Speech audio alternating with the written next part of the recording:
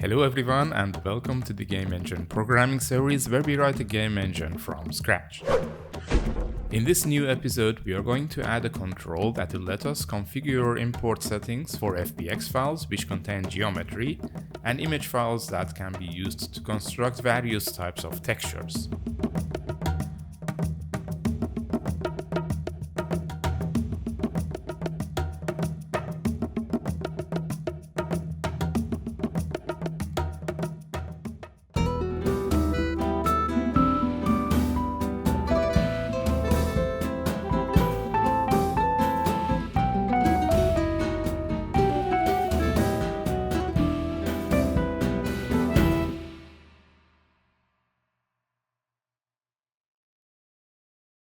So now we have this new control in the content browser that appears when we drag files for importing. As we saw in the previous video, we can use it to import files using their default settings as before. However, we have to yet implement the part that opens a settings configuration window.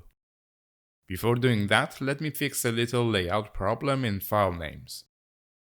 By setting the text alignment to center in tile view, the file names are displayed correctly and they match with the renaming text box.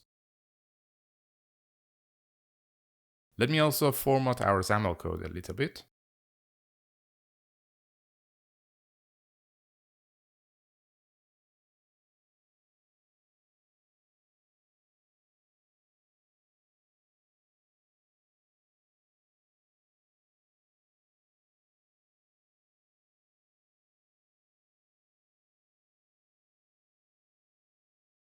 Okay, one issue that we also have is that when we try to rename a file using invalid characters, which obviously fails, it will keep the invalid name instead of resetting to the current file name.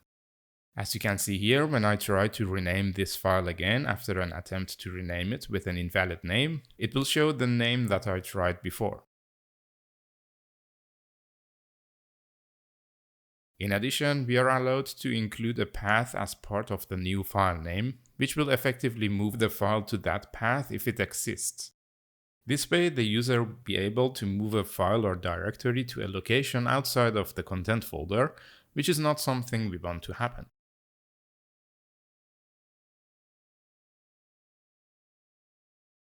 We can fix the latter issue in the content browser view model, but since we are in the code behind, let me make this method static. And this one too.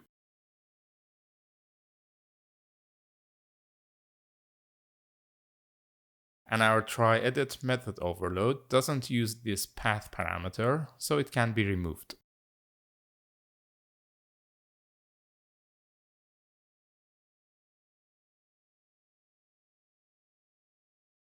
Okay, in Content Browser's view model, we can add one more condition for validation by passing the new file name and making sure it doesn't contain a path. We can check for this easily by trying to get the directory part of the file name, and if it's not null or empty, then we return with an error.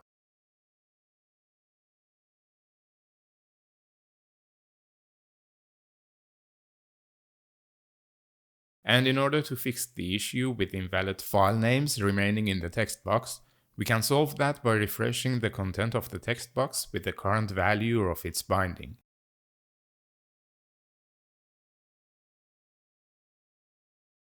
Now if I would include a subfolder in the file name, it won't let me to rename the file.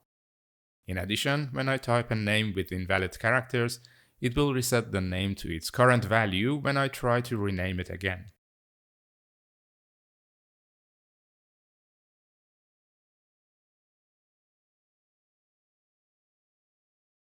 I also have a few small fixes for the texture class, where I forgot to add the check for depth size of 3D textures. And I made a typo here.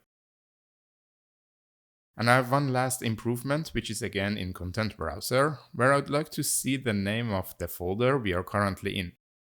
As you can see, although the path to this location is displayed up here, it doesn't show the current folder's name. We can fix it by simply adding a text block to the end of the list of buttons which are constructed here.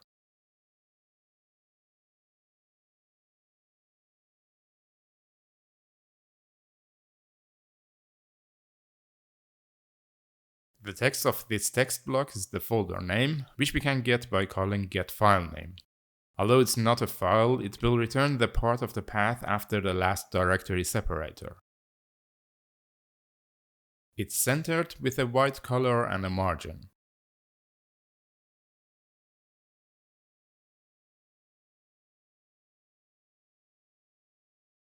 This if statement protects us from leaving the content folder by returning early. However, in this case, we also need to add the folder name, which is content. Here I'll use goTo and jump to the end of the method, because I've got no shame.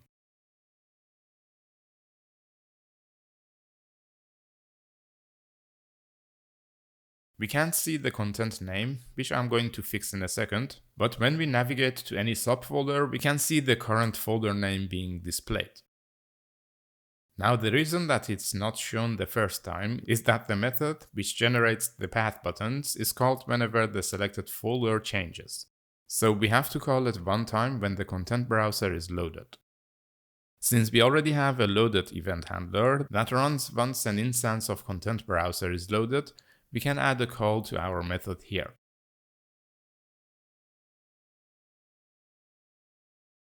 And now it's shown as intended. Okay, now we can start working on settings configuration. The first thing I want to do is opening a window when we drop files on the bottom half of the importer control. We are going to add a few files that handle import settings configuration, so I'll create a new folder which will contain all those files.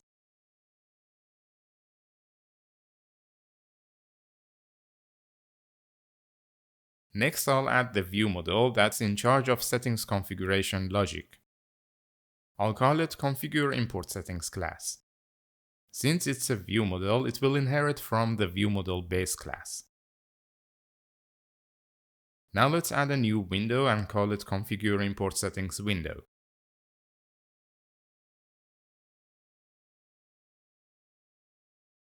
This window will have an instance of configure import settings class as its data context.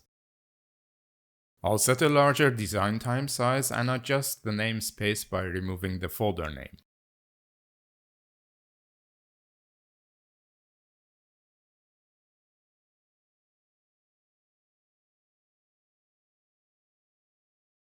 I also set a design time data context and set the style of the window to use primal window style.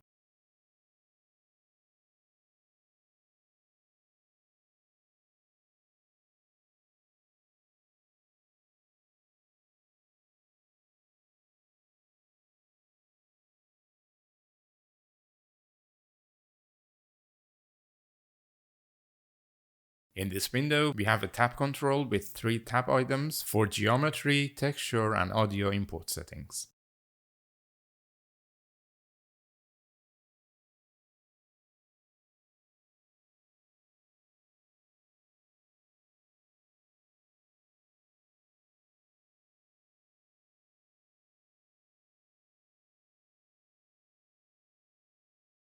We can try to open this new window when files are dropped onto the content browser. I'll close all files except this one, where we write the code that opens the window. So when we drop files in the lower border, we can call a method that opens a window, giving it the file paths and the currently selected folder. This can be a static method where we create a new instance of configure import settings, or use an existing one if a configurator window is already open. So at first we set this to be null.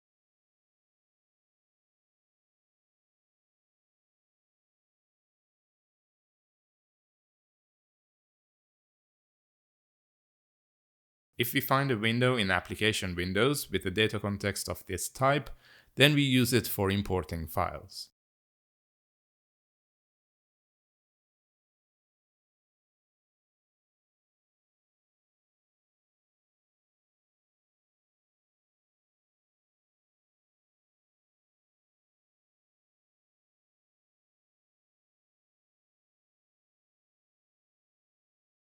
If settings configurator remains null, then it means that we didn't find such a window and we need to open one.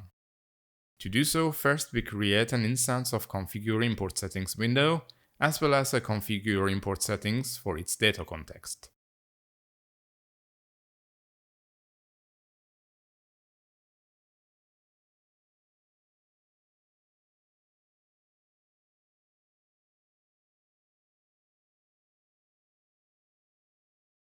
That's it. Now when we drop files onto the content browser, a window will open with the 3 tab items.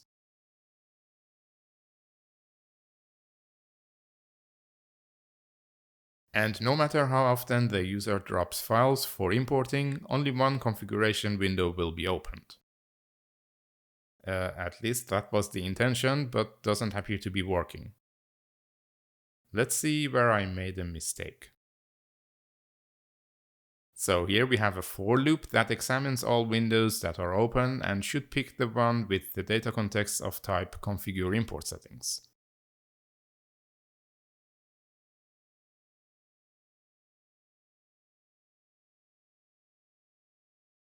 But it exits the loop after the first window, which is the main window.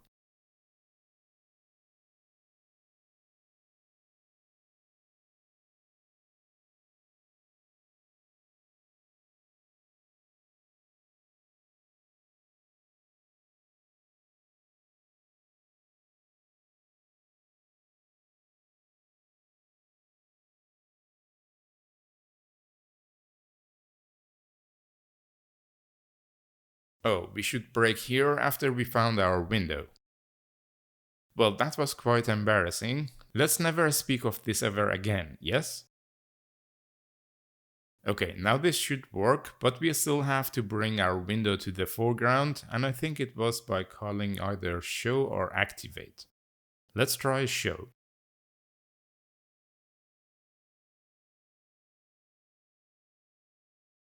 So we have a window here, and I'll put another one in front of it to see if it will be brought to the foreground. Okay, that didn't work. Although we have only one configuration window open this time, which is good. Well, if it doesn't show, it must be activate.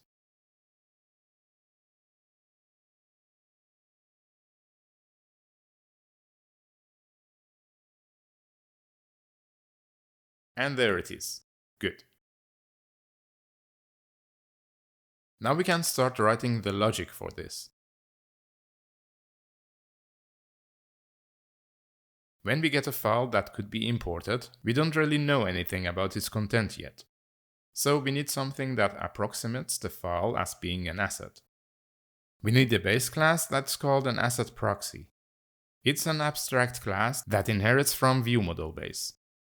It has a read-only property that contains information about the file that we are trying to import. And it also has a path to the location where the asset is going to be saved, aka destination folder.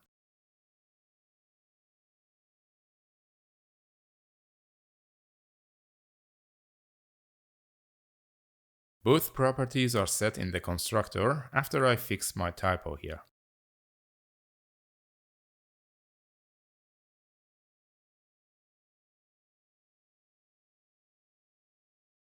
In addition, we have an abstract property for the import settings and an abstract method which we need for copying those settings from one instance to another.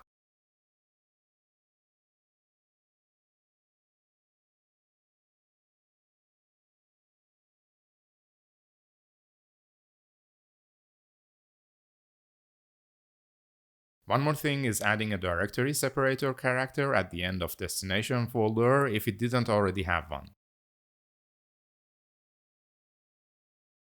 That's all for the base class.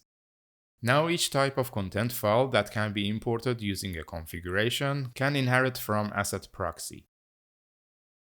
I'll start with geometry proxy. Here we override the abstract property for the import settings and make it so that it's an instance of geometry import settings. We have to also implement the copy settings method.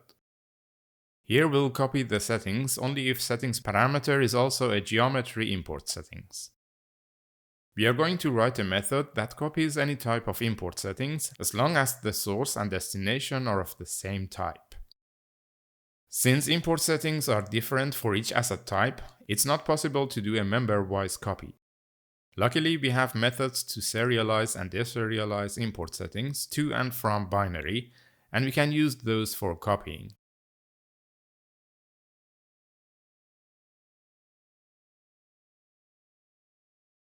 First, we'll throw exceptions if any of the arguments is null or the two arguments are not of the same type.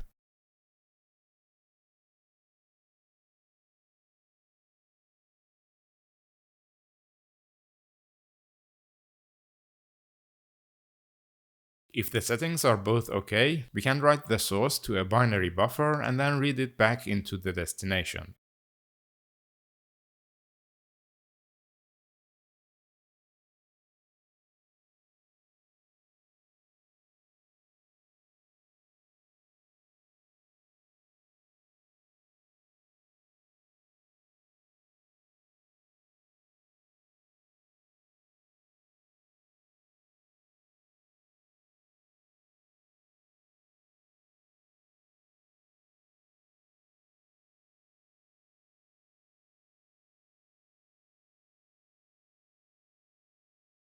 Finally, we have to implement a constructor that will pass the file name and destination folder to the base class.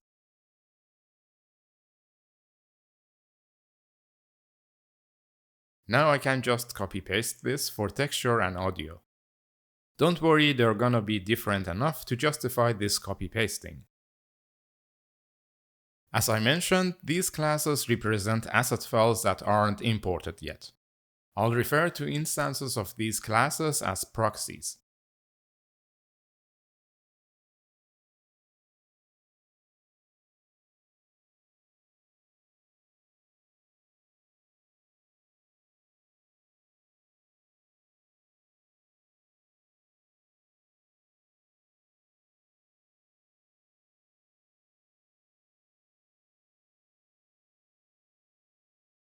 We don't have anything for audio yet, so I'll just leave it like this.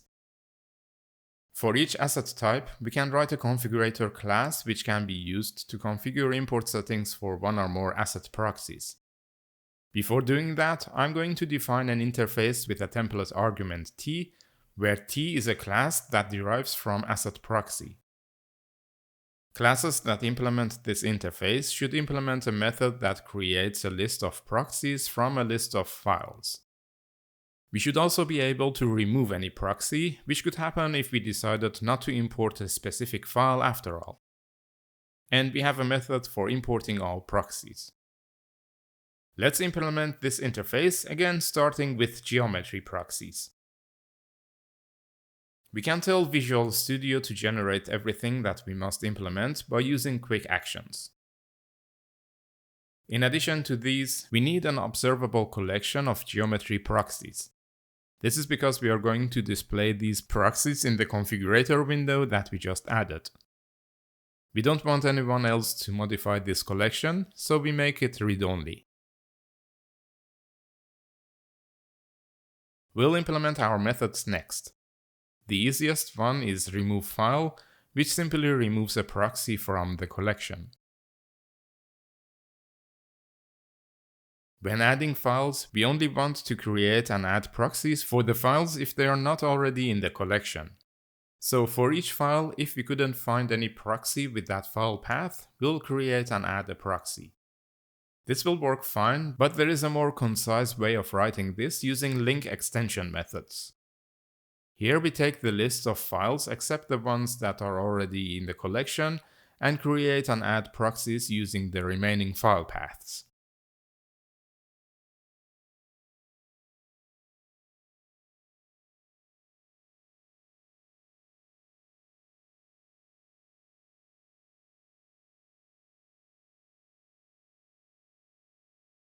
When importing files, if the collection is empty, we don't do anything, obviously. Otherwise, we pass all proxies to our helper method that imports files asynchronously. As you can see, this method's not expecting proxies, so we'll have to modify it a little bit. We'll do that later in this video. At the end, we can clear our collection. And again, I'll duplicate this class for texture and audio assets.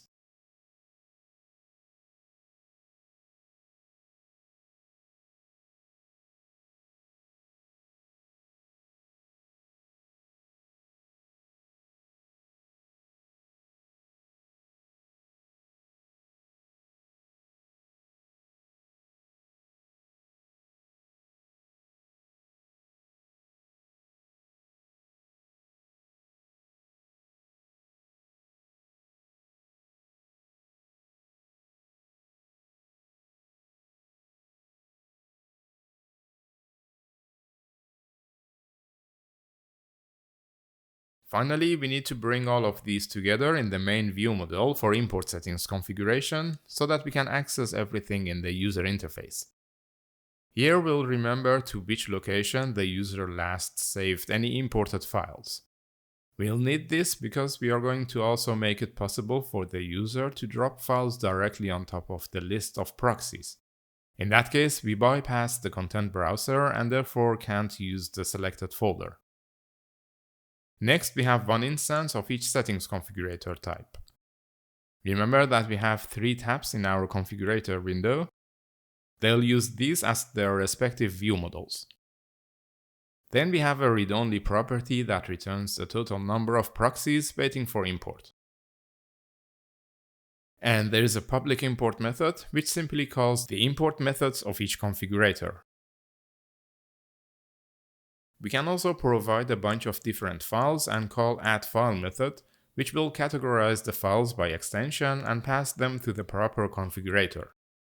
But first we check that files is not null and the destination folder exists. We slap a directory separator at the end of it if it doesn't already have one, and check if the destination folder is within this project's content path. Note, however, that when we try to get the current project, we are indirectly referencing the main window of the editor.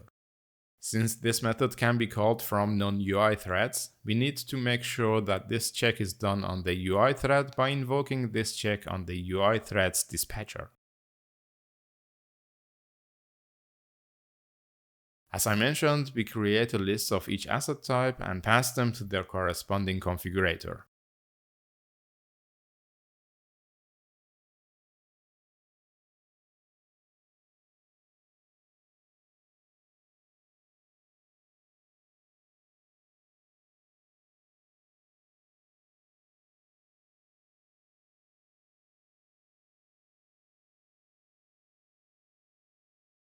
Finally, we need 2 constructors.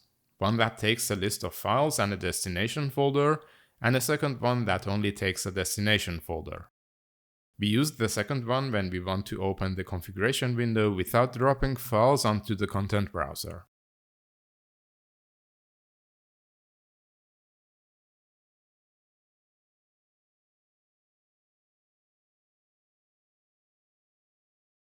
Where we open the configurator window, we can pass it the list of files if any.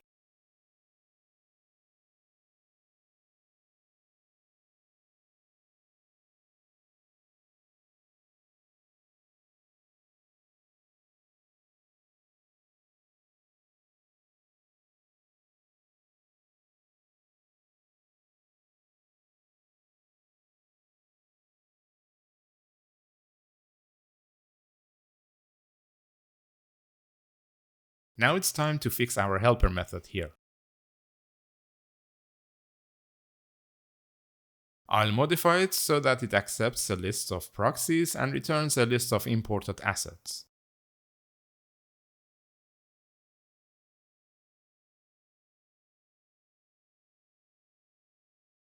Initially, the list of assets is empty.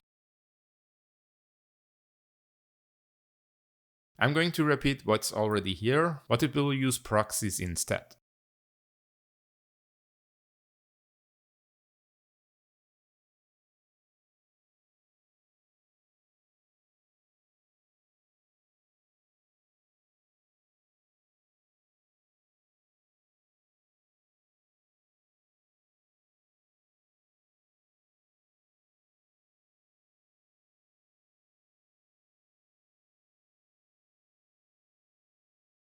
Note also that we need to update the import method here as well.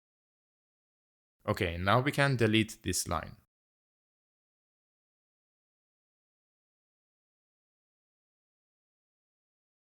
Don't forget to return the list of assets at the end. We don't have to do much here other than changing the function signature. We only have to pass the import settings to each asset. Until now, we have been using the default settings for each asset type. We can change that by adding constructors that accept other import settings, which will override the default settings. That's what I'm going to do now for the geometry class.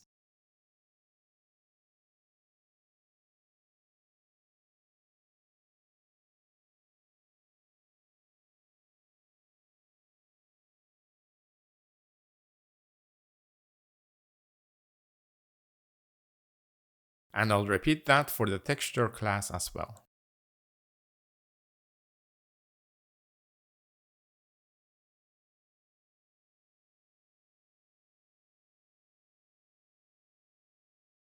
The issue that we are having here is that both asset and asset proxy classes are internal, whereas the method itself is public.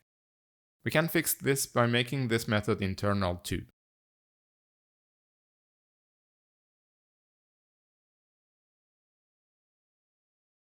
Instead of calling this method directly, now we can use the import settings configurator for importing files. This is happening when we import individual files. This also makes sense since our architecture now requires us to properly configure import settings before using the content tools.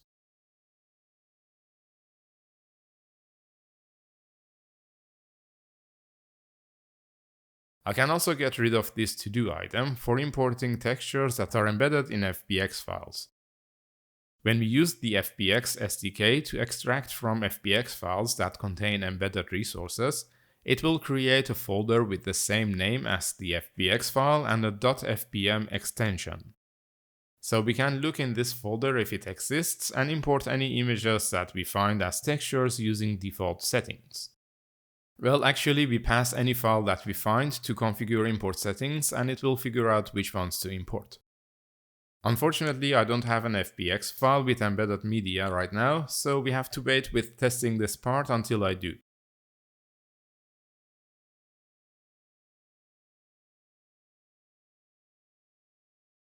And that was the last thing for today's video. As you can see, we can still import textures by dropping images here on the top half.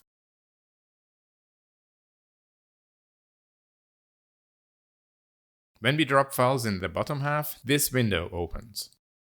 Next time we are going to create the UI side of things, starting with Geometry Import Settings Configurator. As always, thank you for joining me and I hope to see you next time. Thanks for watching. If you like this video, please feel free to like and subscribe. If you join me on Patreon, you'll get access to the code on GitHub so you don't have to type everything over from the video. Plus there are also other nice goodies and rewards exclusive to my Patreon supporters. Please use the link in the video description to check them out. I hope to see you next time. Until then, take care and happy game engineering!